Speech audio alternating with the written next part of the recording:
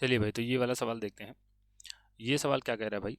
ये कह रहा है कि सिद्ध कीजिए कि साइन 210 का मान जो होता है वो माइनस का 1/2 होता है। ठीक।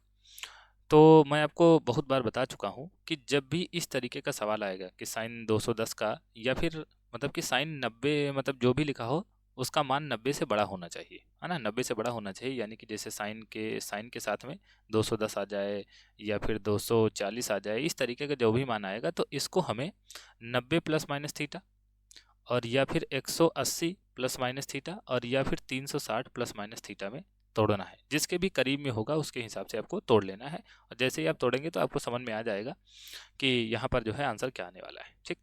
तो जैसे यहाँ पर लिखा साइन 210, तो साइन 210 को हम क्या लिख सकते हैं? साइन 210। अब देखो भाई, 210 जो है वो 90, 180, 360 में से किसके सबसे ज़्यादा करीब में है? तो मुझे तो लग रहा है कि ये 180 के सबसे ज़्यादा करीब में है।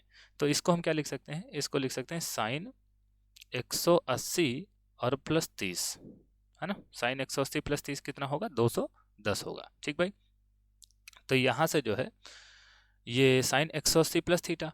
अब देखो 180 में कुछ भी जुड़ता घटता है तो थीटा नहीं बदलता है, यानी कि साइन का साइन ही निकलेगा। ठीक। और दूसरी बात, 180 प्लस थीटा, इसका मतलब हम भाई जा रहे हैं तीसरे चतुर्थांश में, और तीसरे चतुर्थांश में जाते हुए अगर हम साइन के साथ में जाते हैं तो हमें माइनस मिलेगा, है ना। क्योंकि तीसरे चतुर्थांश में tan और cot प्लस के होते हैं, तो tan और cot से अगर हम जाएंगे तो वहाँ पर प्लस का होगा, नहीं तो माइनस का होगा। तो इसका मतलब माइनस का साइन 30 हमें मिलने वाला है। और साइन 30 का मान क्या होता है? साइन 30 का मान होता है 1/2। तो ये कितना आ गया? ये आ गया माइनस का 1/2। और वही ये सवाल कह रहा था कि आपको सिद्ध करना है कि साइन 210 का मान कितना होगा? माइनस का 1/2 होगा, जो कि हमने सिद्ध कर दिया। तो बराबर क्या आ गया भाई? बराबर आ गया RHS, है ना। और मान के चलो कि हम LHS लेके चले थे और RHS आ गया। इसका मतलब ये सिद्ध हो गया कि साइन 210 का मान कितना होता है भाई? माइनस का 1/2 होता है। ठीक भाई। तो यहाँ पर लिख देंगे इति सिद्धम।